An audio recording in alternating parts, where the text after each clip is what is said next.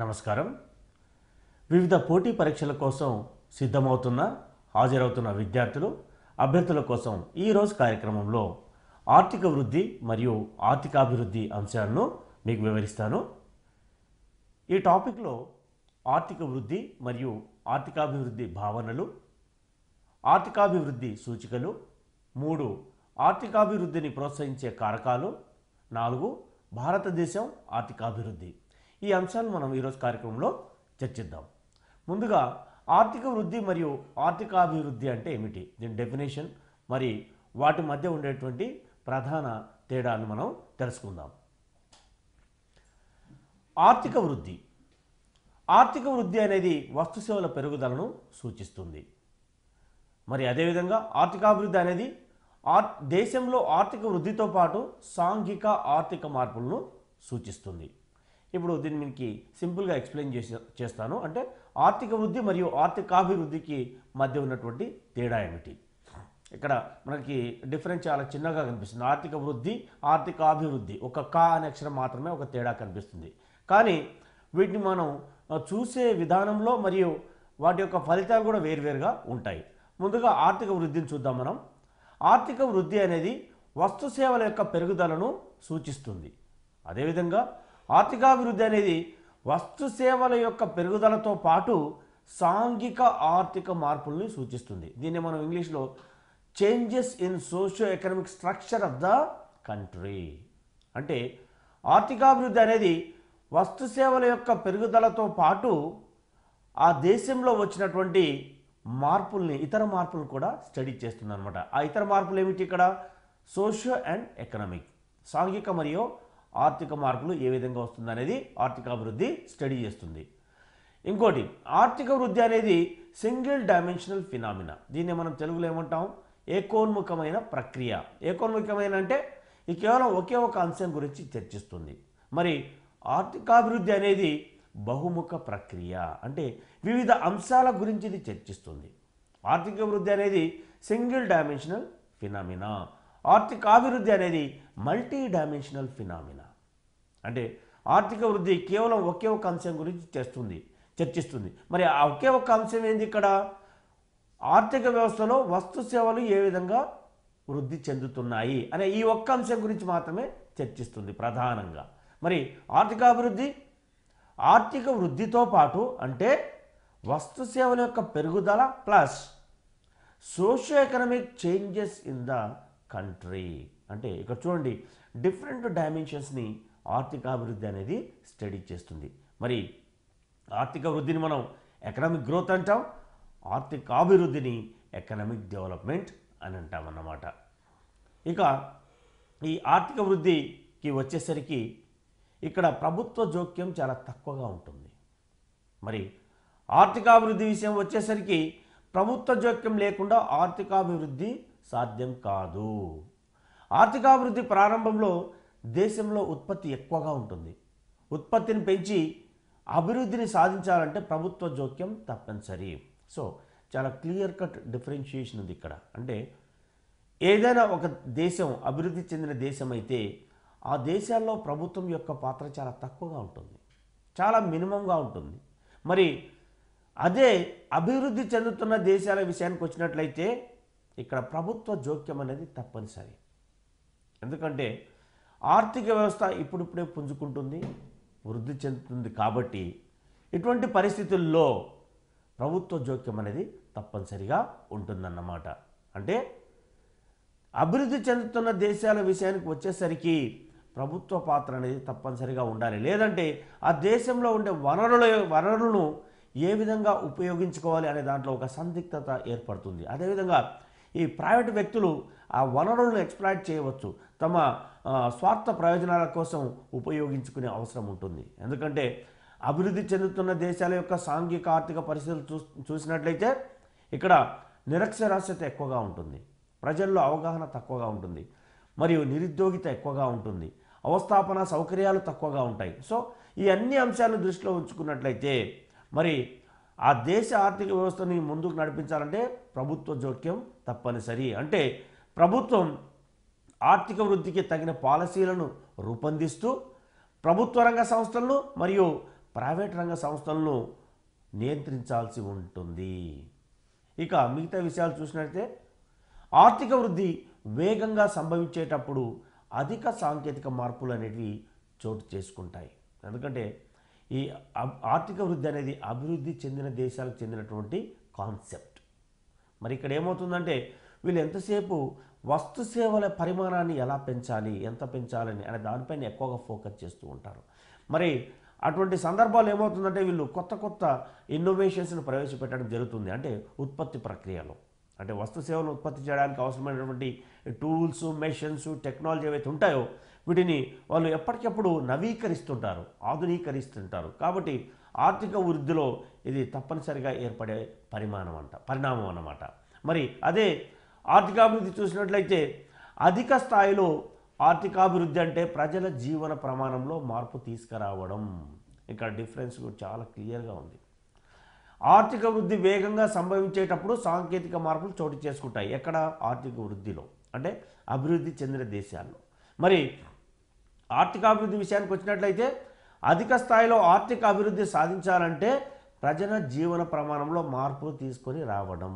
అంటే ప్రజల జీవన ప్రమాణం అంటే ఏమిటి? ఇక్కడ విద్య, వైద్య మరియు ఇతర అంశాల్లో ప్రజల్లో ఎటువంటి మార్పులు సంభవించాయనేది మనం ఇక్కడ చూడవలసి ఉంటుందన్నమాట. అదేవిధంగా ఇంకా ఇతర అంశాలు చూసినట్లయితే ఆర్థిక వృద్ధికి సంబంధించి సంప్రదాయ ఆర్థికవేత్తల ప్రకారం ఆర్థిక వృద్ధి అనేది ఒక కీలక అంశం. ఆర్థిక పురోగతిపై దృష్టి సారిస్తే దానంతట అదే పేదరికాన్ని నిర్మూలిస్తుంది. దీన్ని మనం ఇంగ్లీష్లో ట్రికిల్ డౌన్ థియరీ అంటాం. ట్రికిల్ డౌన్ థియరీ అంటే ఈ సంప్రదాయ అర్థశాస్త్రవేత్తలు ఎవరైతే ఉన్నారో వీళ్ళు ఏం చెప్తారంటే ఒక దేశం అభివృద్ధి చెందాలంటే ఆర్థిక వృద్ధి అనేది కీలకమైన అంశం అని అంటారు. మరి ఈ వస్తు సేవల ఉత్పత్తిపై దృష్టి పెట్టినట్లయితే పేదరికం అనేది కూడా దానంతట అదే నిర్మూలన అవుతుందని వీళ్ళు అంటారు. దీన్ని మనం ఇంగ్లీష్లో ట్రికిల్ డౌన్ ఎఫెక్ట్ అంటాం. మరి ఆర్థికాభివృద్ధి విషయానికి వచ్చినట్లయితే ఇక్కడేం చెప్తున్నారు మరి అర్థశాస్త్రవేత్తలు? ఆధునిక అర్థశాస్త్రవేత్తల ప్రకారం మన పేదరికంపై దృష్టి పెడితే ఆర్థిక వృద్ధి సాధ్యమవుతుంది. అంటే ఇది కంప్లీట్ రివర్స్గా ఉంది చూడండి. ఆర్థిక వృద్ధిలో ఈ సంప్రదాయ ఆర్థికవేత్తలు ఏమంటున్నారు? అభివృద్ధి చెందిన దేశాల విషయంలో మనం పేదరికమైన ఒక దానిపై ఫోకస్ చేయాల్సిన అవసరం లేదు. వస్తు సేవలను ఎక్కువ పరిమాణంలో ఉత్పత్తి చేయగలిగితే ఆటోమేటిక్గా ఉద్యోగాలు పెరుగుతాయి, తద్వారా పేదరికం అనేది అదంతకదే సమసిపోతుందని చెప్తారు. మరి అభివృద్ధి చెందుతున్న దేశాల విషయానికి వచ్చినట్లయితే ఇక్కడ ఏం చెప్తున్నారు ఆధునిక అర్థశాస్త్రవేత్తలు? మనం ముందుగా పేదరికాన్ని నిర్మూలించినట్లయితే అదే ఆటోమేటిక్గా ఆర్థిక వృద్ధికి దోహదపడుతుందని వీళ్ళు చెబుతున్నారన్నమాట. ఇక ఇతర విషయాలు చూద్దాం. ఆర్థిక వృద్ధి పరిధి సంకుచితం. ఎందుకంటే తలసరి ఆదాయ స్థాయిలోని మార్పుతో మాత్రమే ఆర్థిక వృద్ధికి సంబంధం ఉందని వీళ్ళు అంటున్నారు. సో మామూలుగా సంప్రదాయ అర్థవేత్తలు చూసినట్లయితే వాళ్ళు ప్రపంచ దేశాలని విడగొట్టేటప్పుడు అంటే అభివృద్ధి చెందిన, అభివృద్ధి చెందుతున్న మరియు పూర్తిగా వెనుకబడిన కంట్రీస్గా డివైడ్ చేయాలంటే వాళ్ళు ప్రామాణికంగా తీసుకునే ఆర్థిక సాధనం ఒకటి ఉంది. అదేంది? తలసరి ఆదాయం. అంటే ఈ తలసరి ఆదాయాన్ని అనుసరించే వాళ్ళు దేశాలను ఈ విధంగా 3 భాగాలుగా, ప్రపంచ దేశాలు 3 భాగాలుగా విభజించడం జరుగుతుందన్నమాట. మరి అందుకే ఇది ఏమంటాం? ఆర్థిక వృద్ధి పరిధి అనేది చాలా సంకుచితం. ఎస్, అంటే ఇది బ్రాడర్ కాన్సెప్ట్లో ఉండదన్నమాట. కేవలం ఈ ఆర్థిక సాధనాలను ఉపయోగించి ఆ దేశం యొక్క అభివృద్ధిని కొలచడం జరుగుతుందన్నమాట. అంటే తలసరి ఆదాయం పెరిగిందా, జాతీయ ఆదాయం పెరిగిందా, కేవలం ఇటువంటి ఆర్థిక అంశాలని ప్రామాణికంగా తీసుకొని వాళ్ళు ఆర్థిక వృద్ధిని కొలవడం జరుగుతుంది. మరి అదే ఆర్థికాభివృద్ధి విషయానికి వచ్చినట్లయితే ఆర్థికాభివృద్ధి పరిధి చాలా విస్తృతమైంది. తలసరి ఆదాయంతో పాటు ఆర్థిక వ్యవస్థలో ఇతర మార్పులను, ప్రజల జీవన ప్రమాణాల్లో వచ్చినటువంటి మెరుగుదలను కూడా సూచిస్తుంది. సో మనం వెరీ క్లియర్గా ఒక విషయం అర్థం చేసుకోవాలి. ఆర్థిక వృద్ధి విషయం వచ్చేసరికి ఇక్కడ ప్రతిదీ సింగిల్ డైమెన్షన్లో చూడడం జరుగుతుంది. మరి ఆర్థికాభివృద్ధి విషయం వచ్చేసరికి మనం ఇక్కడ ఏ పాయింట్ తీసుకున్నప్పటికీ ఇక్కడ ఆర్థిక వృద్ధి ప్లస్ ప్రజల యొక్క జీవన ప్రమాణాల్లో పెరుగుదల అనే అంశాలని ఖచ్చితంగా పాటిస్తుంది.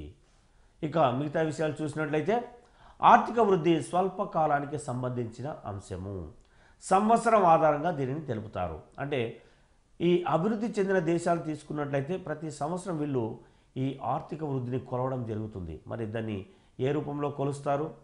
జాతీయ ఆదాయం రూపంలో మరియు తలసరి ఆదాయం రూపంలో ఎవ్రీ ఇయర్ వీళ్ళు క్యాలిక్యులేట్ చేసి ఆ ఆర్థిక వృద్ధికి సంబంధించిన అంశాలను మనకు తెలియజేస్తుంటారు. మరి ఆర్థికాభివృద్ధికి సంబంధించి ఏముంటుందంటే ఇక్కడ ఇది దీర్ఘకాల ప్రక్రియ.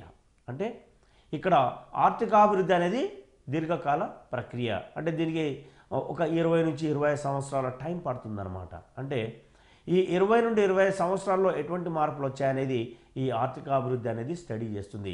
మరి ఆర్థిక వృద్ధి ఏం స్టడీ చేస్తుందంటే ఒక్క సంవత్సరంలో ఎటువంటి మార్పులు వచ్చాయనేది మాత్రమే స్టడీ చేస్తుంది. అంటే ఆర్థిక వృద్ధి అనేది ఒక షార్ట్ టైంకి చెందినది, తక్కువ సమయానికి చెందినది. మరి ఆర్థికాభివృద్ధి అనేది అతి ఎక్కువ సమయాన్ని ఇది స్టడీ చేయడం జరుగుతుంది. ఇక్కడ సుమారుగా 20-25 సంవత్సరాల టైంని ఇక్కడ మనం పేర్కొనడం జరిగిందన్నమాట. ఇక ఆర్థిక వృద్ధి భావన అభివృద్ధి చెందిన దేశాలకు చెందినది. మనం ఇంతకుముందే అనుకున్నాం. ఈ ఆర్థిక వృద్ధి ఎకనామిక్ గ్రోత్ అనే పదము అభివృద్ధి చెందిన దేశాలకు చెందినటువంటి ఒక భావన. అభివృద్ధి చెందిన దేశాలకు చెందిన ఒక భావన. మరి ఆర్థికాభివృద్ధి ఎకనామిక్ డెవలప్మెంట్ అనేది అభివృద్ధి చెందుతున్న దేశాలకు చెందినటువంటి భావన. సో ఇది చాలా క్లియర్గా గుర్తుంచుకోండి. Economic growth is related to developed countries, whereas economic development is related to developing and backward countries. ఇక ఆర్థిక వృద్ధి సామాజిక మార్పు అనేది ఆర్థిక వృద్ధితో సాధ్యం కావచ్చు లేదా కాకపోవచ్చు. అంటే సోషల్ చేంజ్. సో ఆర్థికంగా వృద్ధి చెందడం వల్ల సమాజంలో మార్పు అనేది వస్తుందా లేదా అనేది ఒక డౌట్. ఇది 50-50%. అంటే ఆర్థిక వృద్ధి జరగడం వల్ల, అంటే ఎక్కువ వస్తు సేవలను ఉత్పత్తి చేయడం వల్ల ఆ దేశంలోని సమాజంలో మార్పు రావచ్చు లేదా రాకపోవచ్చు. అంటే ఇదొక ప్రాబబిలిటీ. మనం 50-50 అంటాం చూడండి, ఆ విధంగా ఎస్ ఆర్ నో. మనం దేనికైనా రెడీగా ఉండాలని వీళ్ళు మన సంప్రదాయ ఆర్థికవేత్తలు చెప్తారన్నమాట. మరి ఆర్థికాభివృద్ధి విషయానికి వచ్చినట్లయితే సామాజిక మార్పు అనే అంశం ఆర్థికాభివృద్ధిలో ప్రధాన అంశం లేదా భాగము. ఎందుకంటే ఆర్థికాభివృద్ధి ముందుగా సమాజం పైన ఫోకస్ చేస్తుంది. అంటే ప్రజల యొక్క సామాజిక ఆర్థిక స్థితిగతుల్లో మార్పు తీసుకురావాలని చూస్తుంది ఇది ముందుగా. ఆ తర్వాతనే ఆర్థిక వృద్ధి గురించి ఇది చర్చిస్తుంది అన్నమాట. అంటే ఈ సామాజిక మార్పు అంటే ఏమిటి? ఇంతకుముందు మనం డిస్కస్ చేసుకున్నాం. Socio economic changes, structural changes in the socio economic structure. Okay. So ఇక్కడ ఈ సామాజిక మార్పుని మనం ఏ అంశాల ఆధారంగా చూస్తాం? ఒకటి ఉద్యోగ అవకాశాలు, ఎంప్లాయ్మెంట్. 2 ఆహార ధాన్యాల లభ్యత, అంటే availability of food resources. And ఆరోగ్యం, హెల్త్, విద్య, ఎడ్యుకేషన్. మరియు ప్రజల జీవన నైపుణ్యాల్లో మార్పు ద్వారా మాత్రమే ఆర్థికాభివృద్ధి సాధ్యము. జీవన నైపుణ్యాలు అంటే ఇక్కడ ఓవరాల్గా మనం ఎలా చూడాలంటే సామాజిక మార్పు అంటే ప్రజల యొక్క విద్యలో మార్పు రావాలి, అదేవిధంగా ప్రజలకు అందిస్తున్న ఆరోగ్య సేవల్లో మార్పులు రావాలి, మరి ప్రజలకు అవసరమైన ఆహార ధాన్యాలు అందుబాటులోకి రావాలి. ఇవన్నీ వచ్చినప్పుడు మాత్రమే సామాజిక మార్పు అనేది సాధ్యము. సో సామాజిక మార్పు రాకుండా మనం ఆర్థిక వృద్ధిని సాధించలేము అనేది ఈ ఆర్థికాభివృద్ధిలో చదువుకుంటామన్నమాట. ఇక చివరిగా ఆర్థికాభివృద్ధికి సంబంధించిన చివరి అంశం, ఆర్థిక వృద్ధిని ఆదాయ స్థాయిలతో అంచనా వేస్తారు. ఆర్థిక వృద్ధిని ఆదాయ స్థాయిలతో అంచనా వేస్తారు. ఇంతకుముందు మనం డిస్కస్ చేసాం.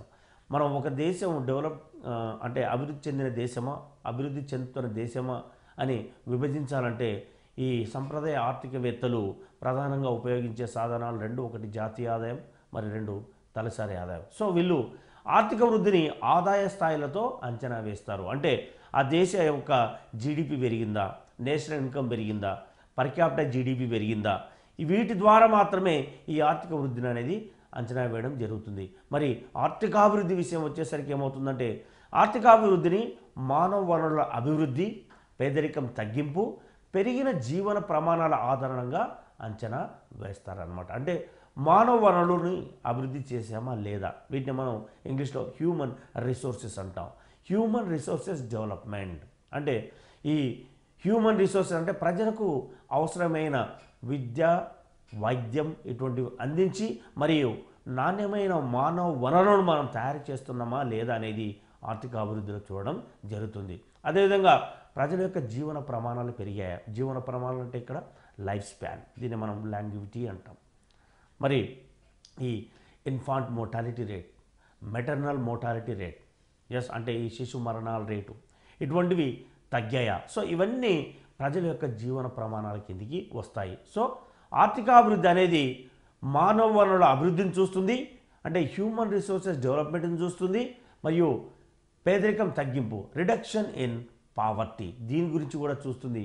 అదేవిధంగా పెరిగిన జీవన ప్రమాణాలు అంటే స్టాండర్డ్ ఆఫ్ లివింగ్ పెరిగిందా లేదా అనేది ఆర్థికాభివృద్ధి స్టడీ చేస్తుంది అనమాట. సో మనం ఓవరాల్గా చూసినట్లయితే ఆర్థిక వృద్ధి అనేది ఒక సింగిల్ డైమెన్షనల్ ఫినామినా, ఏకోన్ముఖ ప్రక్రియ.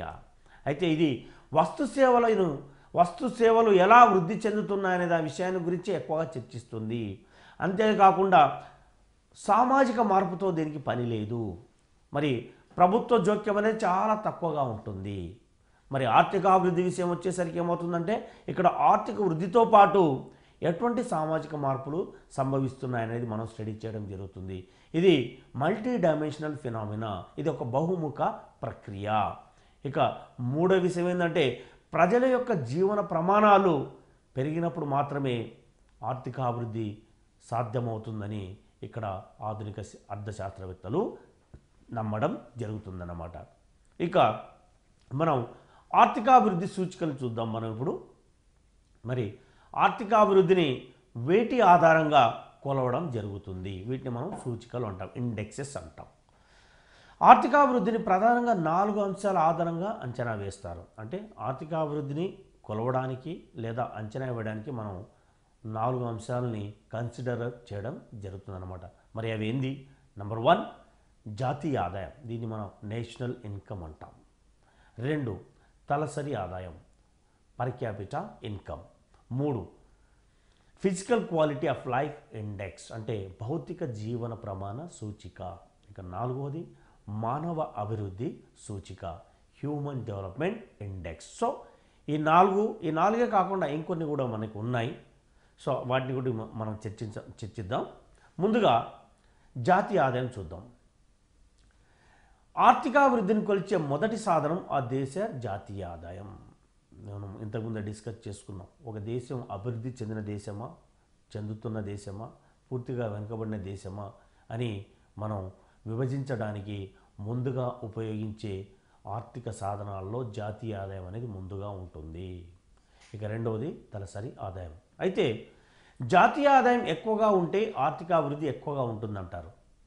సంప్రదాయ ఆర్థికవాదులు జాతీయ ఆదాయాన్ని అనుసరించే ప్రపంచ ఆర్థిక వ్యవస్థలను అభివృద్ధి చెందుతున్న వాటిగా విభజించడం జరుగుతుంది. అంటే కొన్ని సంవత్సరాలుగా, దాదాపు ఒక 2 శతాబ్దాలుగా మనం దేశాలను వర్గీకరించాలి అని అంటే అభివృద్ధి చెందుతున్న లేదా పూర్తిగా వెనుకబడిన దేశాలుగా విభజించాలంటే గత 2 శతాబ్దాల నుండి ఉపయోగిస్తున్నటువంటి ఈ ఆర్థిక సాధనం ఏదైనా ఉందంటే అది మొట్టమొదటి ఆర్థిక సాధనం, అది జాతీయ ఆదాయ పరిమాణము.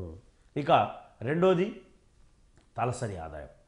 మరి జాతీయ ఆదాయం తర్వాత మనం తలసరి ఆదాయాన్ని ఉపయోగించడం జరుగుతుందన్నమాట. వార్షిక తలసరి ఆదాయం ప్రాతిపదిక కొందరు దేశాల అభివృద్ధిని అంచనా వేస్తారు. అంటే దేశాల యొక్క అభివృద్ధిని జాతీయ ఆదాయంతో లెక్కించడం ఒకటైతే, 2వ విధానము తలసరి ఆదాయం అన్నమాట. వార్షిక తలసరి ఆదాయం ప్రాతిపదికగా కొందరు దేశాల అభివృద్ధిని అంచనా వేయడం జరుగుతుంది. వార్షిక తలసరి ఆదాయంలో పెరుగుదల ఆధారంగా ఆర్థిక వృద్ధి పెరుగుదల జరిగి ఆర్థికాభివృద్ధికి ఏర్పడుతుందని సంప్రదాయ ఆర్థికవేత్తలు భావించడం జరుగుతుందన్నమాట. అంటే జాతీయ ఆదాయం పరిమాణం తర్వాత 2వ అంశం మనం ఏది తీసుకుంటామంటే తలసరి ఆదాయం. అంటే దేశాల యొక్క ఆర్థిక అభివృద్ధిని కొలవడానికి ఉపయోగించే సాధనాల్లో మొదటి జాతీయ ఆదాయం అయితే 2వది తలసరి ఆదాయం. అంటే ప్రజల యొక్క తలసరి ఆదాయం పెరిగింది అంటే ఆ దేశం అభివృద్ధి చెందిన దేశమని సంప్రదాయ ఆర్థికవేత్తలు పేర్కొనడం జరుగుతుందన్నమాట. ఇక 3వది భౌతిక జీవన ప్రమాణ సూచిక. దీన్ని మనం ఇంగ్లీష్లో physical quality of life index అంటాం. మనం షార్ట్ ఫామ్లో PQLI అనడం జరుగుతుంది. మరి భౌతిక జీవన ప్రమాణ సూచిక అంటే ఏమిటి? మరి దీనివల్ల మనం వేటిని అంచనా వేయడం జరుగుతుంది అంటే ఇది ఒక ఆర్థికాభివృద్ధి సూచిక. ఈ సూచికను ఉపయోగించి ఏ అంశాలను మనం స్టడీ చేయడం జరుగుతుంది. ఇప్పుడు చూద్దాం. మనం ఒక దేశంలో ఆరోగ్యం, ఆహారం, విద్య, పారిశుద్ధ్యం తదితర సదుపాయాలు పెరగకుండానే తలసరి ఆదాయం పెరగవచ్చు. అయితే ఇది నిజమైన అభివృద్ధిని సూచించదు. అందుకే ఇతర సూచికల అవసరం ఎంతైనా ఉంది. అయితే నిజమే ఇది. ఎందుకంటే కేవలం జాతీయ ఆదాయం, తలసరి ఆదాయాన్ని మనం ఉపయోగించి ప్రపంచ దేశాలని అభివృద్ధి చెందుతున్న మరియు పూర్తి వెనుకబడిన దేశాలుగా విభజించడం జరుగుతుంది. ముఖ్యంగా ఈ సంప్రదాయ ఆర్థికవేత్తలు ఈ విధానాన్ని పాటిస్తారు. అంటే ఇక్కడ చూడండి, ఇప్పుడు మనం చైనాని తీసుకుందాం, ఇండియాని తీసుకుందాం. మరి చైనా జాతీయ ఆదాయం మరియు భారతదేశ జాతీయ ఆదాయము ప్రపంచంలో టాప్ 3 పొజిషన్స్లో ఉంటాయి. అంటే ఇప్పుడు చైనా ఫస్ట్ ప్లేస్లో ఉంటుంది. వాళ్ళ స్థూల జాతీయ ఉత్పత్తి అనేది ప్రపంచంలో నంబర్ 1 ప్లేస్లో ఉంది. మరి అదేవిధంగా భారత్ యొక్క స్థూల జాతీయోత్పత్తి అది నంబర్ 3 పొజిషన్లో ఉంది. అంటే ప్రజల కొనుగోలు శక్తి ప్రమాణంగా తీసుకున్నట్లయితే చైనా నంబర్ 1 పొజిషన్లో ఉంది. దీన్ని మనం PPP అంటాం, పర్చేజింగ్ పవర్ ప్యారిటీ. జీడిపిని తీసుకున్నట్లయితే చైనా జాతీయోత్పత్తి అనేది ప్రపంచంలో నంబర్ 1 స్థానంలో ఉంది. మరియు భారత్ యొక్క జాతీయోత్పత్తి ప్రపంచంలో 3వ స్థానంలో ఉంది. ఈ PQLI ఏదైతే సూచిక ఉందో ఈ సూచికను అనుసరించి ఈ 4 అంశాల్లో ఎటువంటి ప్రోగ్రెస్ కనిపించింది అనేది స్టడీ చేయడం జరుగుతుందన్నమాట. ఇక 4వది చూసినట్లయితే మనం SDI హ్యూమన్ డెవలప్మెంట్ ఇండెక్స్. ఈ హ్యూమన్ డెవలప్మెంట్ ఇండెక్స్ అనేది ఈ మధ్య కాలంలో ప్రవేశపెట్టినటువంటి అభివృద్ధి సూచిక. UNDP United Nations development programme అంటే ఐక్యరాజ్య సమితిలో భాగమైనటువంటి UNDP దీనిని 1990 దశకంలో ప్రవేశపెట్టడం జరిగింది. ఎందుకంటే ఐక్యరాజ్య సమితి కూడా దేశాలను కేవలం జాతీయ ఆదాయం, తలసరి ఆదాయాల ఆధారంగా మనం అభివృద్ధి చెందుతున్న దేశాలుగా విభజించలేమని భావించి, ఎందుకంటే ఇది పూర్తి శాస్త్రీయమైనది కాదని అనిపించి ఈ కొన్ని ఇతర సూచికలు ప్రవేశపెట్టడం జరిగింది. అందులో SDI ఒకటి. ఇంతకుముందు మనం PQLI గురించి తెలుసుకున్నాం. SDI ఇప్పుడు మనం SDI చూసినట్లయితే దీన్ని మనం తెలుగులో మానవ అభివృద్ధి సూచిక అని అంటాం. ఆర్థికాభివృద్ధి సూచికల్లో మానవ అభివృద్ధి సూచిక అనేది నూతనమైనది మరియు ముఖ్యమైనది, అంటే అత్యంత ముఖ్యమైనది అన్నమాట. ఒక దేశ సామాజిక ఆర్థిక కోణాలలో సాధించిన అభివృద్ధిని కొలిచే గణాంక సూచియే మానవ అభివృద్ధి సూచిక. అంటే ఈ SDIని ఉపయోగించి, అంటే ఈ మానవ అభివృద్ధి సూచికని ఉపయోగించి ఆయా దేశాల్లో వచ్చిన సామాజిక ఆర్థిక మార్పుల్ని మనం స్టడీ చేయడం జరుగుతుంది. అంటే ఇక్కడ ఎటువంటి మార్పులు వచ్చాయి. అయితే ఈ మానవ అభివృద్ధి సూచిక నిర్మాణం దేని అంశాల ఆధారంగా మనం చేయడం జరుగుతుంది. దీన్ని మనం construction of human development index అంటాం. మరి వేటి ఆధారంగా వీటిని మనం ఈ SDIని నిర్మించడం జరుగుతుంది. ఇక్కడ 4 అంశాలు ఉన్నాయి, అవి చూడండి. ఒకటి దీర్ఘకాలిక ఆరోగ్యవంతమైన జీవితం, దీన్నే మనం లైఫ్ స్పాన్ లేదా లాంగివిటీ అంటాం. రెండవది వయోజన అక్షరాస్యత, దీన్ని మనం అడల్ట్ లిటరసీ రేట్ అంటాం. మూడవది విద్యా సంస్థల్లో పేరు నమోదు అయిన సమ్మిళిత నిష్పత్తి, దీన్ని మనం ఇంగ్లీష్లో గ్రాస్ ఎన్రోల్మెంట్ రేషియో అనడం జరుగుతుంది. ఇక 4వది ఉన్నత జీవన ప్రమాణం, అంటే పర్ క్యాపిటా GDP ఆధారంగా దీన్ని స్టడీ చేయడం జరుగుతుంది. అంటే సింపుల్గా చెప్పాలంటే ప్రజల యొక్క తలసరి ఆదాయం. సో ఇక్కడ సామాజిక ఆర్థిక ఈ 2 అంశాలని మనం స్టడీ చేయడం జరుగుతుంది. అంటే మానవ అభివృద్ధి సూచికలో సామాజిక ఆర్థిక కోణాలు 2 ఉంటాయన్నమాట. సో ఇందులో ఈ 4 అంశాలను మనం స్టడీ చేయడం జరుగుతుంది. ఇందుకు సంబంధించి మనకి ఒక ఫార్ములా కూడా ఉంది. అంటే మానవ అభివృద్ధి సూచికను ఏ విధంగా నిర్మిస్తామనేది అది నేను ఇంతకుముందు వేరే చాప్టర్లో వివరించడం జరిగింది. మీరు చాలా డీటెయిల్గా వివరించడం జరిగింది. సో మీరు ఆ ఎపిసోడ్స్ చూసినట్లయితే మీకు అర్థమవుతుందన్నమాట. ఇక లింగ సాధికారకత సూచిక, అంటే దేశాల యొక్క ఆర్థిక అభివృద్ధిని కొలిచే వాటిలో ఇది ఇంకొకటి అన్నమాట. అంటే మనం జాతీయ ఆదాయం, తలసరి ఆదాయం, వీటితో పాటు ఎస్డిఐ, పిక్యూఎల్ఐ ఈ 4 చూసాం. ఈ 4 కాకుండా ఇంకొన్ని సూచికలు కూడా మనకు ఉన్నాయన్నమాట. అంటే దేశాల యొక్క ఆర్థిక అభివృద్ధిని ఇంకా శాస్త్రీయంగా విశ్లేషించడానికి మనం ఉపయోగించే సూచికల్లో మరో సూచికే లింగ సాధికారత సూచిక. దీన్ని మనం జెండర్ ఎంపవర్మెంట్ మెజర్ అంటాం. షార్ట్ ఫామ్లో GEM అనడం జరుగుతుంది. సో ఒక దేశ జనాభాలో లింగ సమానత్వం ఏ విధంగా ఉందో తెలుసుకోవడానికి ఉపయోగించే సూచికనే లింగ సాధికారత సూచిక అంటాం. అంటే ఇప్పుడు చూడండి, చాలా దేశాల్లో ఈ లింగ సమానత్వం లేదు. అంటే దీన్ని మనం స్త్రీ పురుష సమానత్వం అనేది లేదు అన్నమాట.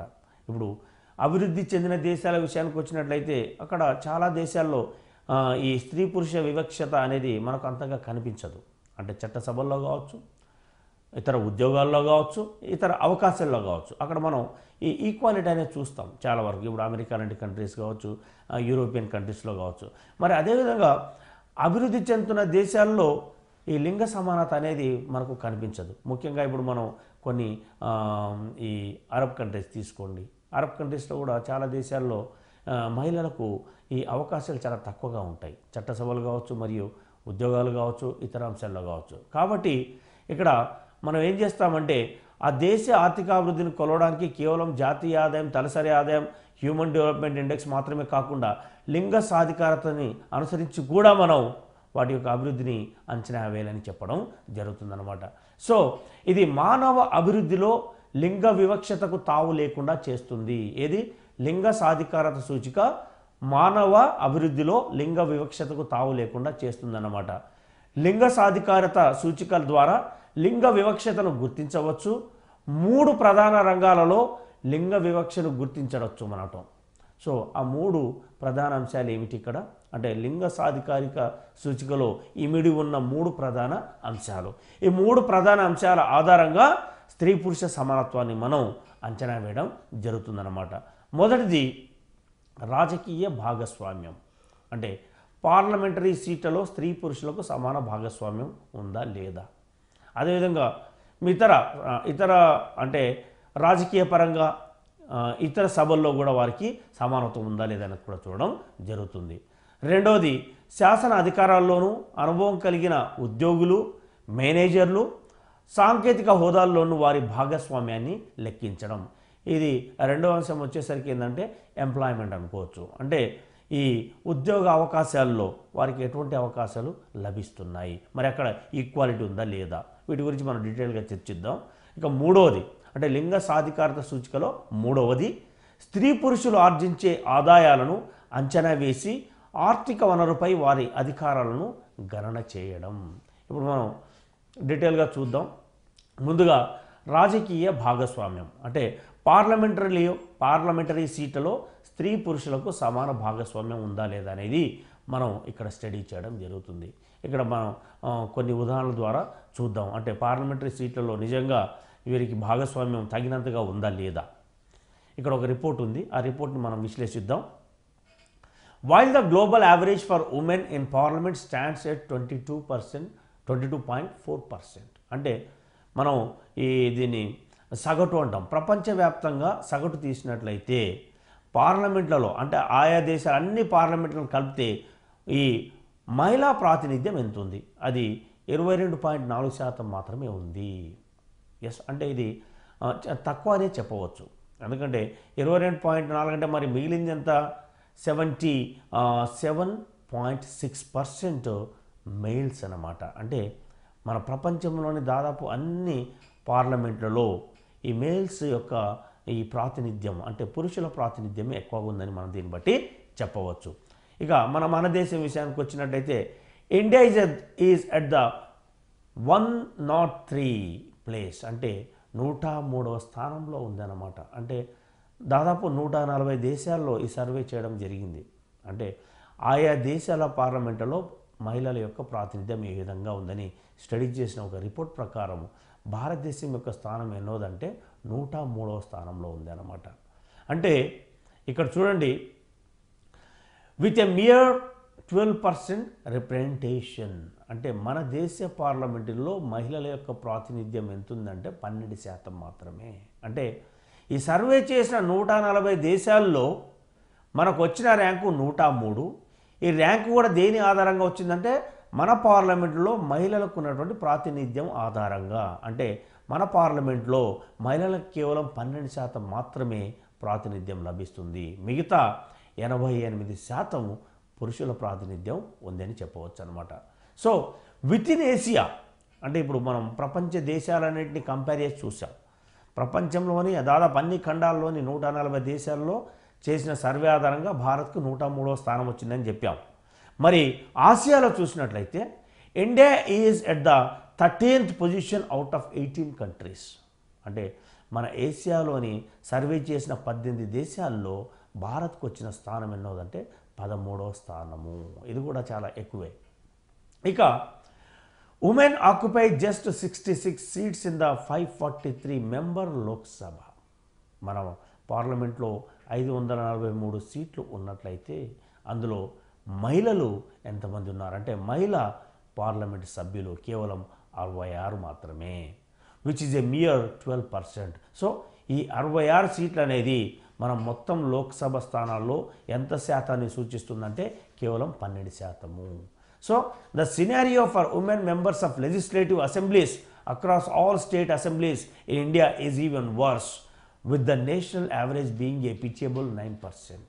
అంటే మనం పార్లమెంటులో మహిళల ప్రాతినిధ్యం 12% అనుకుంటే మరి ఆయా రాష్ట్రాల అసెంబ్లీలలో మహిళల ప్రాతినిధ్యము ఇంకా ఘోరంగా ఉందని చెప్పడం జరిగింది. ఇక్కడ అది 9% అంతకు లోపలగా ఉందన్నమాట.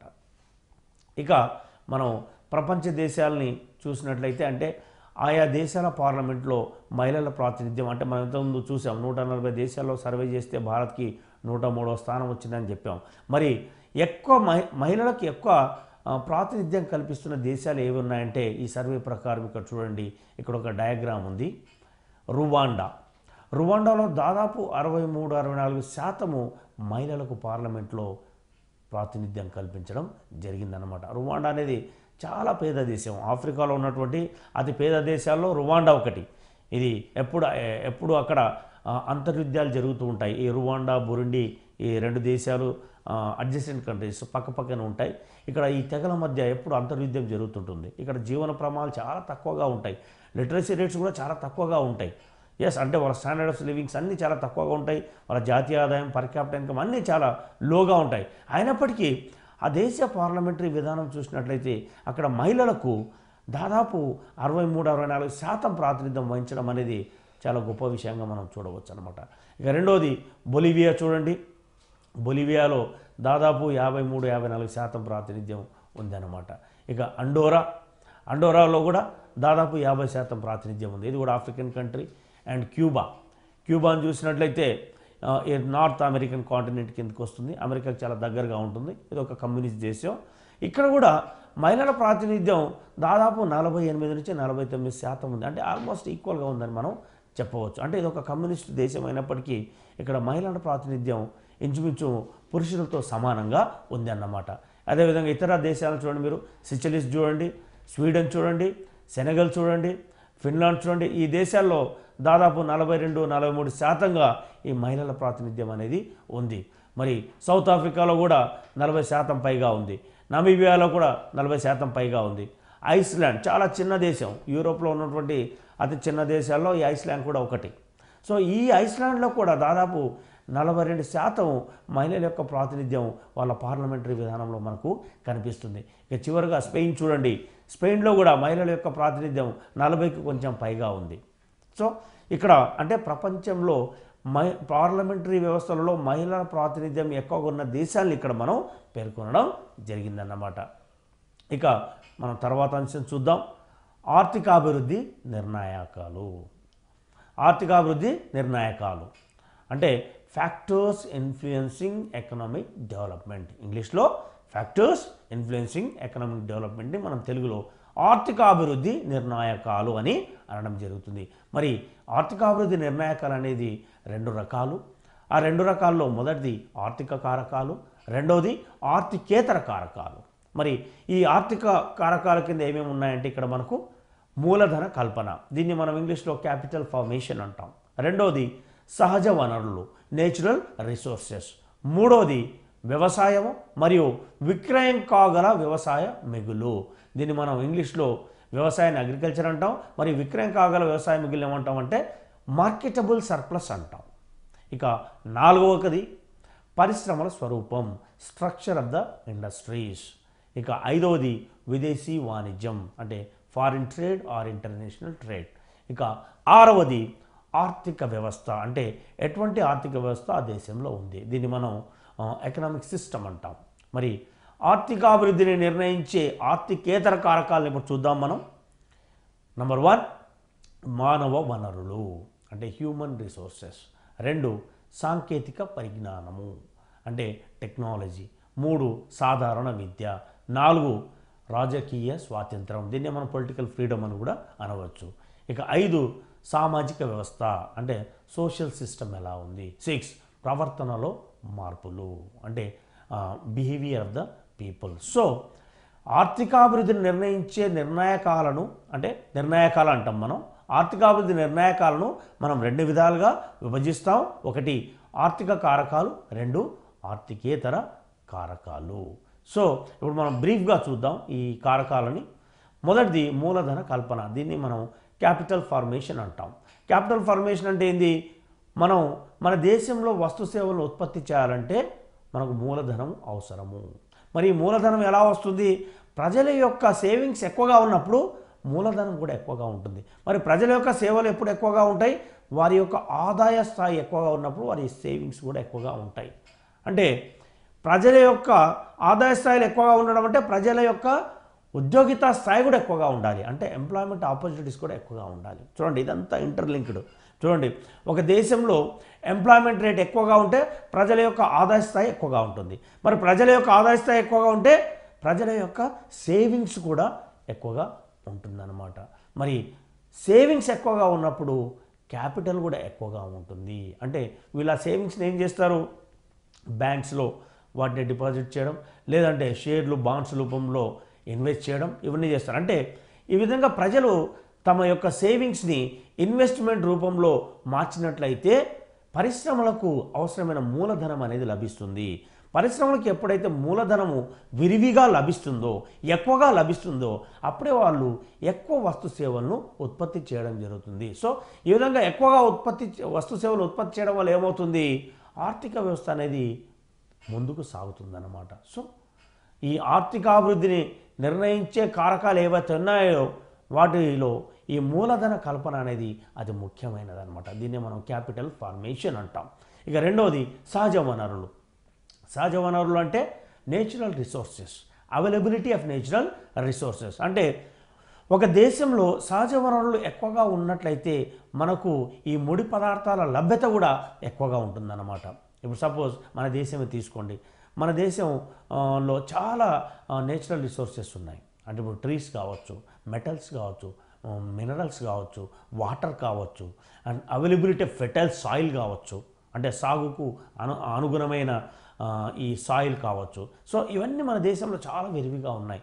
సో ఇవన్నీ మనకు ఎక్కువగా దొరుకుతున్నట్లయితే ఎక్కువ వస్తు సేవలు కూడా ఉత్పత్తి చేయవచ్చు అన్నమాట. అంటే ఇప్పుడు భారతదేశంలో ఇవన్నీ విరివిగా ఉన్నాయి, చైనాలో విరివిగా ఉన్నాయి, యుఎస్ఏలో విరివిగా ఉన్నాయి. మరి కొన్ని చిన్న దేశాలు ఉంటాయి, అక్కడ ఎటువంటి సహజ వనరులు ఉండకపోవచ్చు. ఇప్పుడు ఉదాహరణకు మనం జపాన్ తీసుకుందాం. జపాన్లో సహజ వనరులు చాలా తక్కువ ఉంటాయి, అయినప్పటికీ అది అభివృద్ధి చెందిన దేశం. అంటే వాళ్ళు ఇతర దేశాల నుంచి ఈ ముడి పదార్థాలను తీసుకొని వాళ్ళు వస్తు సేవలను ఉత్పత్తి చేయడం జరుగుతుంది. అదేవిధంగా ఇంకా చిన్న చిన్న కంట్రీస్ ఉంటాయి. ఇప్పుడు మొనాకో అని, వాటికన్ సిటీ అని, ఇంకా చాలా చిన్న కంట్రీస్, మన ఆసియాలో భూటాన్ లాంటి కంట్రీస్ అని, ఇక్కడ ఈ సహజ వనరులు అనేవి తక్కువగా ఉండడం జరుగుతుందన్నమాట. అంటే ఒక దేశం యొక్క ఆర్థిక అభివృద్ధి ఆ దేశం యొక్క సహజ వనరులపై కూడా ఆధారపడి ఉంటుందని మనం గుర్తుంచుకోవాలి. ఇక మూడవది వ్యవసాయం మరియు విక్రయం కాగల వ్యవసాయ మిగులు.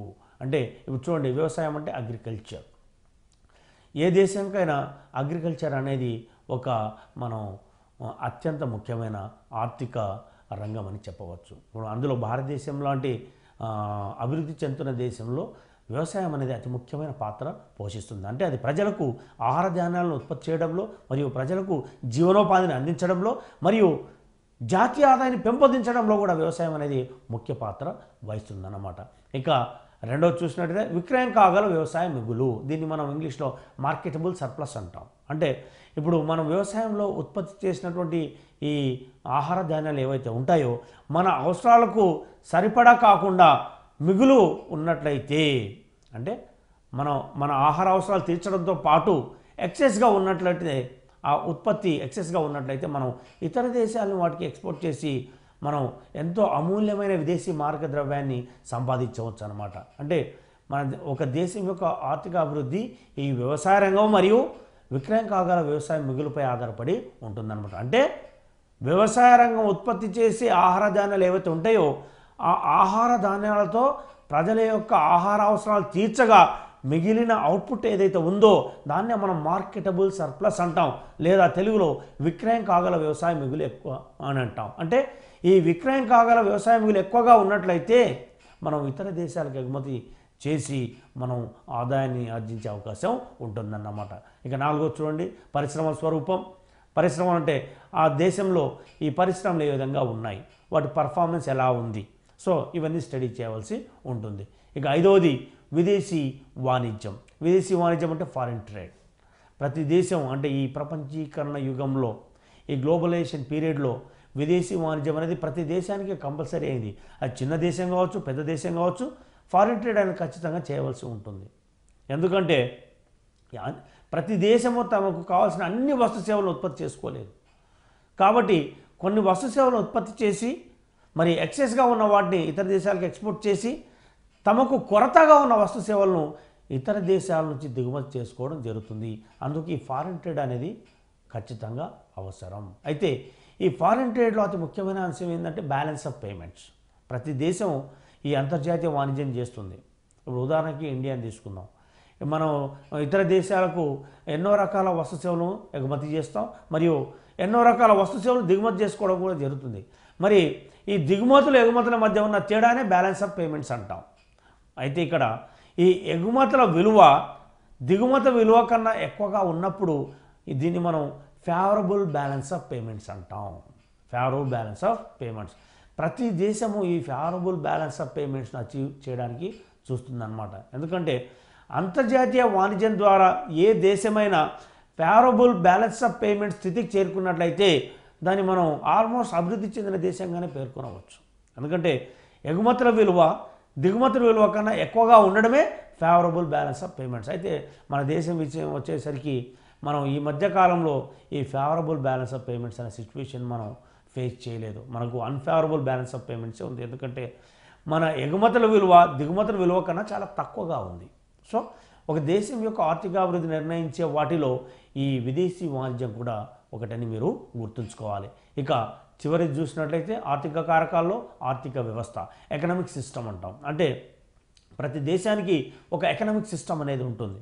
అది పెట్టుబడిదారీ కావచ్చు, మరియు సోషలిస్ట్ కావచ్చు, మరియు మిక్స్డ్ ఎకానమీ కావచ్చు. కాబట్టి ఆయా దేశాలు తమ అవసరాలకు అనుగుణంగా ఆ ఆర్థిక వ్యవస్థను ఎన్నుకోవడం జరుగుతుంది. సో వాళ్ళు ఎన్నుకున్న ఆర్థిక వ్యవస్థను అనుసరించే ఆ దేశం యొక్క ఆర్థిక అభివృద్ధి అనేది ఆధారపడి ఉంటుందనేది మనం గుర్తుంచుకోవాలి.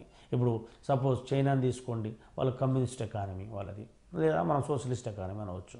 మరి అదేవిధంగా క్యూబా ఉంది, అది కూడా సోషలిస్ట్ ఎకానమీ. అంటే కొంచెం లిబరల్గా ఉంటారు వీళ్ళు. ఇప్పుడు మనం చైనా తీసుకున్నట్లయితే మనం పొలిటికల్గా చూస్తే అది పూర్తిగా కమ్యూనిస్ట్ కంట్రీ. మరి ఎకానమీ వచ్చేసరికి ఏమవుతుందంటే వాళ్ళు డీరెగ్యులైజేషన్ చేయడం జరిగింది. అంటే చాలా రూల్స్ అండ్ రెగ్యులేషన్స్ తీసివేయడం జరిగింది. మరి ప్రైవేట్ ఫార్మ్స్ ఇన్వైట్ చేయడం జరిగింది. అంటే దేశీయ ప్రైవేట్ ఫార్మ్స్, విదేశీ ప్రైవేట్ ఫార్మ్స్ ఇన్వైట్ చేయడం జరిగింది. సో ఆ దేశంలో వస్తు సేవలు చాలా భారీ స్థాయిలో ఉత్పత్తి అవ్వడం జరుగుతుంది. మరి క్యూబాని తీసుకున్నట్లే వాళ్ళు కూడా ఈ మధ్య కొంచెం ఈ లిబరల్ పాలసీని ఎంచుకోవడం జరిగింది. మరి ఇంకొక దేశం ఉంది చూడండి, నార్త్ కొరియా. అది కంప్లీట్ కమ్యూనిస్ట్ కంట్రీ. అంటే పొలిటికల్గా కావచ్చు, ఎకానమీ పరంగా కావచ్చు, కంప్లీట్. అంటే వాళ్ళ సిస్టమ్ మొత్తం ఎవరికి అర్థం కాదనమాట, ఎవరికి వాళ్ళు రివీల్ చేయరు. సపోజ్ మీరు నార్త్ కొరియా ఆర్థిక వ్యవస్థను తీసుకున్నట్లయితే వాళ్ళు ఈ కార్ల్ మార్క్స్ రాసినటువంటి ఈ కమ్యూనిస్ట్ సిద్ధాంతం ఏదైందో దాన్ని తూచా తప్పకుండా పాటిస్తారు. కాబట్టి దీన్ని మనం ఐరన్ కట్టేన్ ఎకానమీ అంటాం. అంటే వాళ్ళ ఆర్థిక వ్యవస్థలో ఏం జరుగుతుందో పక్కవాడికి తెలియదు. కాబట్టి ఈ నార్త్ కొరియా చాలా వెనుకబడి ఉంది. అఫ్కోర్స్ వాళ్ళ సైన్యము వాళ్ళ యొక్క ఆయుధ సంపత్తి ఎక్కువగా ఉండొచ్చు, అంటే వాళ్ళు ఎక్కువగా తమ ఆదాయంలో ఎక్కువగా ఖర్చు చేస్తుంది దేనిపైన, ఆయుధాలు మరియు ఈ సైనికులపైన ఎక్కువగా ఖర్చు చేస్తున్నారు. మరి ప్రజల యొక్క జీవన ప్రమాణాలు చాలా దారుణంగా పడిపోయాయి నార్త్ కొరియాలో. మరి కాబట్టి ఒక దేశం యొక్క ఆర్థిక అభివృద్ధి అనేది వారు ఎన్నుకున్న ఆర్థిక వ్యవస్థపై కూడా ఆధారపడి ఉందనడానికి ఈ north Korea, India, China, USA లాంటి కంట్రీస్ మనం బెటర్ ఎగ్జాంపుల్స్గా చూడవచ్చు అన్నమాట. ఇక మనం ఆర్థికేతర కారణాలు చూసినట్లయితే దీని కింద మానవ వనరులు అంటే హ్యూమన్ రిసోర్సెస్, అంటే ఆ దేశంలో లభించే మానవ వనరులు ఆ దేశ ఆర్థికాభివృద్ధిని నిర్ణయిస్తాయన్నమాట. అంటే హ్యూమన్ రిసోర్సెస్ ఎంత నాణ్యంగా ఉంటే, అంటే నాణ్యతాపరంగా ఎంత గొప్పగా ఉంటే వాళ్ళు ప్రొడక్షన్లో పాల్గొనడం జరుగుతుందన్నమాట. అంటే ప్రొడక్షన్ కూడా చాలా క్వాలిటేటివ్గా ఉంటుంది. అంటే హ్యూమన్ రిసోర్సెస్ అంటే ఇక్కడ మంచి విద్యను అందించాలి వారికి, అదేవిధంగా మంచి స్కిల్స్ నేర్పించాలి, మంచి ఆరోగ్య సేవలు అందించాలి. ఇవన్నీ అందించినప్పుడే మనం నాణ్యమైన మానవ వనరులను ఉత్పత్తి ప్రక్రియలో ఉపయోగించి అధిక ఉత్పత్తిని సాధించగలము. అంటే ఆర్థికాభివృద్ధిని నిర్ణయించే కారకాల్లో హ్యూమన్ రిసోర్సెస్ కూడా ఒక ముఖ్యమైన అంశం అనేది మనం గుర్తుంచుకోవాలి. ఇక రెండవది ఆర్థికేతర కారణాల్లో రెండవది సాంకేతిక పరిజ్ఞానం. దీన్ని మనం టెక్నాలజీ అంటాం. అంటే మన ఉత్పత్తి ప్రక్రియలో వివిధ రంగాల్లో ఎటువంటి సాంకేతిక పరిజ్ఞానాన్ని ఉపయోగిస్తున్నాం. ఇప్పుడు వ్యవసాయ రంగంలో ఎటువంటి పరిజ్ఞానాన్ని ఉపయోగిస్తున్నాం. ఈ రోజుకి మనం వ్యవసాయ రంగంలో చాలా ప్రాంతాల్లో రైతులు సంప్రదాయ పద్ధతులు వాడుతున్నారు. అంటే పొలం దున్నడం కావచ్చు, సీడ్ ప్లాంటేషన్ కావచ్చు, సీడ్ కటింగ్, మన పంటని అంటే క్రాప్ కటింగ్ కావచ్చు, డ్రైయింగ్ కావచ్చు, వీటికన్నిటికీ చాలా సంప్రదాయ పద్ధతులు వాడుతున్నారు. మరి ఈ వ్యవసాయ రంగంలో ఈ టెక్నాలజీ అనేది మనం చాలా తక్కువ స్థాయిలో ఉపయోగిస్తున్నాం. అందుకే మన దిగుబడి కూడా తక్కువగా ఉంటుంది. మరి రెండవది పారిశ్రామిక రంగం తీసుకున్నట్లయితే చాలా పరిశ్రమల్లో మనం అవుట్డేటెడ్ మెథడ్స్ వాడుతున్నాం. Outdated machines, outdated tools, outdated technology వాడడం జరుగుతుంది. దీనివల్ల ఉత్పత్తి కూడా చాలా తక్కువగా ఉంటుంది. మరి ఉత్పత్తిలో కూడా నాణ్యత లోపిస్తుంది. కాబట్టి ఈ సాంకేతిక పరిజ్ఞానం కూడా ఆ దేశం యొక్క ఆర్థికాభివృద్ధిని నిర్ణయించడంలో ముందుంటుందన్నమాట. ఇక మూడవది సాధారణ విద్య అంటే ఎడ్యుకేషన్. మరి ఆ దేశ ప్రజల అక్షరాస్యత స్థాయి మరియు విద్యా స్థాయిలు మనం ఆ దేశం యొక్క ఆర్థికాభివృద్ధిని ప్రతిఫలిస్తాయన్నమాట. అంటే ప్రజలు ఎంత ఎడ్యుకేటెడ్గా ఉంటే అదేవిధంగా మొత్తం ప్రజలు ఈ పూర్తి అక్షరాస్యతను సాధించినట్లయితే ఆ దేశం ఆర్థికంగా అభివృద్ధి చెందిందని మనం చెప్పడం జరుగుతుంది. ఇది కూడా ఒక అంశం అన్నమాట. ఇక నాలుగవది రాజకీయ స్వాతంత్రం, పొలిటికల్ ఫ్రీడమ్. అంటే దేశ ప్రజలు తమకు కావలసినటువంటి ఈ పొలిటికల్ సిస్టమ్ని ఎన్నుకునే హక్కును కలిగి ఉండాలి. దీన్నే మనం పొలిటికల్ ఫ్రీడమ్ అంటాం. అంటే వారు తమకు కలిసిన వ్యక్తులను నాయకులుగా ఎన్నుకోవడానికి, మరి తమకు కావలసిన ఈ రాజకీయ వ్యవస్థను ఎన్నుకోవడానికి పూర్తిగా స్వాతంత్రం కలిగి ఉండాలి. అప్పుడే మనం ఆ దేశంలో ఈ సామాజిక మార్పు వచ్చిందని మనం చెప్పగలుగుతాం. అంటే రాజకీయ సామాజిక మార్పు వచ్చిందని చెప్పగలం. ఇక ఐదవది సామాజిక వ్యవస్థ, సోషల్ సిస్టమ్ ఎలా ఉంది అంటే ప్రజల యొక్క ఈ ఆచార వ్యవహారాలు ఎలా ఉన్నాయి, సొసైటీ స్ట్రక్చర్ ఎలా ఉంది. ఇప్పుడు మనం భారతదేశాన్ని చూసినట్లయితే ఇక్కడ ఎన్నో మతాలు ఉన్నాయి, మరి అదేవిధంగా ఎన్నో కులాలు ఉన్నాయి, తెగలు ఉన్నాయి, వారి భాషలు వేరు, వారి ఆచార వ్యవహారాలు వేరు, వారి సంప్రదాయాలు వేరు, ఒకరు చెప్పింది ఇంకొకరికి అర్థం కాదు. ఇంకోటి ఈ డిఫరెన్సెస్ చాలా ఎక్కువగా ఉంటాయి. అంటే ఈ ఘర్షణలు చెలరేగుతుంటాయి. అంటే ఈ మతాలు, కులాలు, ఉపకులాల వలన ప్రజల మధ్య చాలాసార్లు ఈ ఘర్షణలు ఏర్పడడం వల్ల ఆర్థికాభివృద్ధి అనేది కుంటుపడడం జరుగుతుంది. కాబట్టి ఆర్థికాభివృద్ధిని నిర్ణయించే కారకాలలో ఈ సామాజిక వ్యవస్థ, సోషల్ సిస్టమ్ కూడా ఒక ముఖ్యమైనదని మనం గుర్తుంచుకోవాలి. ఇక చివరిది ప్రవర్తనలో మార్పులు. అంటే ప్రజల యొక్క ప్రవర్తనలో ఎటువంటి మార్పులు వస్తున్నాయి అంటే దీన్ని మనం సోషల్ చేంజ్ అంటాం. అంటే ఇప్పుడు ఉన్న ఈ ప్రపంచీకరణ నేపథ్యంలో ప్రజల యొక్క ఆలోచన విధానంలో ఎటువంటి మార్పులు వస్తున్నాయి అంటే ప్రపంచీకరణను మనం అందుకోగలుగుతున్నామా లేదా, లేదంటే మన పాత సంప్రదాయాల్ని పట్టుకొని ఇంకా వేలాడుతున్నామా. అంటే ఇప్పుడు మన సంప్రదాయాలు మన వరకు వచ్చేసరికి గొప్పగా ఉండొచ్చు. అయితే మనం మన కుటుంబాన్ని అభివృద్ధి చేసుకోవాలంటే, అదేవిధంగా దేశాన్ని అభివృద్ధి చేసుకోవాలంటే ఈ ప్రపంచీకరణను అందుకోవాల్సి ఉంటుంది. కాబట్టి ఇది కూడా అంటే వ్యక్తుల ప్రవర్తనలో వచ్చే మార్పులు కూడా ఆర్థికాభివృద్ధిని నిర్ణయిస్తాయని చెప్పవచ్చు అన్నమాట. సో ఈరోజు కార్యక్రమం ఇంతటితో సమాప్తం. నమస్కారం.